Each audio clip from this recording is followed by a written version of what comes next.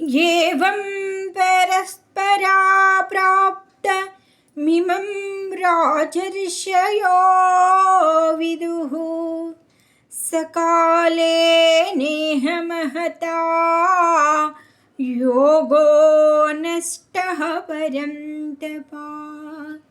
ఈ ప్రకారముగా పరంపరంగా వచ్చిన ఈ నిష్కామ కర్మయోగమును రాజర్షులు తెలుసుకునిది.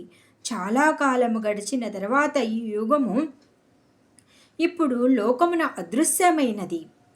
నిష్కామ కర్మ యోగం ఇట్టిది, నాశరహితమైనది, శాశ్వత మోక్ష పదవిని చేకూర్చును. ఆ లోకము నెట్లు వ్యాపించును. మొట్టమొదట భగవానుడు సూర్యునికి ఉపదేశింప, సూర్యుడు